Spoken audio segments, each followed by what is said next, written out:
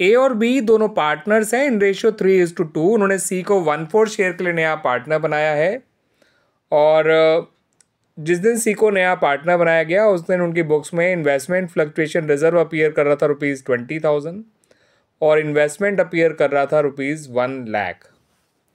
ठीक है स्टूडेंट्स, फिर आपको बताया गया कि जो इन्वेस्टमेंट है उसकी मार्केट वैल्यू जो है वो ₹75,000 है। ठीक है स्टूडेंट्स, अब उसकी मार्केट वैल्यू सिर्फ 75,000 है, यानी उसमें जो फॉल आ रहा है वो 25,000 का है, जबकि हमारे पास इन्वेस्टमेंट फ्लक्चुएशन रिजर्व केवल और केवल ₹20,000 है। तो ऐसे में जितना फॉल इन्वेस्टमेंट फ्लक्चुएशन रिजर्व से कवर हो जाएगा उतना उससे कवर कर लेंगे, जितना उससे नहीं कवर हो पाएगा उतना रिवॉल्यूशन अकाउंट से कवर कर लेंगे और इन्वेस्टमेंट अकाउंट को हम जितना उसमें फॉल आया है उससे क्रेडिट करेंगे। ठीक है स्टूडेंट्स,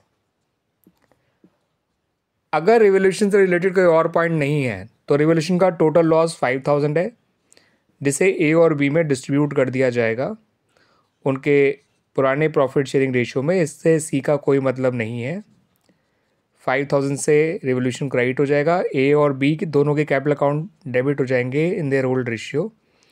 ठीक है स्टूडेंट्स, आइए एक केस के बारे में और बात कर लेते हैं। तो ये लिखा होता कि इन्वेस्टमेंट की जो मार्केट वैल्यू है वो ₹1,10,000 है। तो ऐसे में तो इन्वेस्टमेंट में फॉल नहीं आ रहा, उल्टा वो इंक्रीज़ हो रहा है 10,000।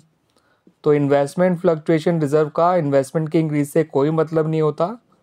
वो पूरा ए और बी में बांट दीजिए उनके पुराने रेशियो में 20,000 को, तो 12,000 ए में आ जाएगा, 8,000 बी में आ जाएगा और जितना इन्वेस्टमेंट बढ़ रही है वो अलग से हमारे लिए गेन हो जाएगा, जिसको हम रिवॉल्यूशन अकाउंट में क्रेडिट कर देंगे। ठीक है स्टूडेंट्स, 10,000। और फिर क्या करना है हमें, अगर कोई और पॉइंट नहीं है रिवॉल्यूशन का तो इसी को रिवॉल्यूशन गेन मान के ए और बी के पुराने रेशियो में बांट देंगे। सी का इन सब बातों से कोई मतलब नहीं है।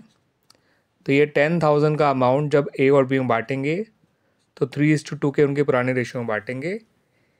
ए क्रेडिट होगा विद ₹6,000, बी क्रेडिट होगा विद ₹4,000। ये वो सिचुएशन है जहाँ इन्वेस्टमेंट की मार्केट वैल्यू ज़्यादा है, यानी इन्वेस्टमेंट में इंक्रीज़ हो रहा है।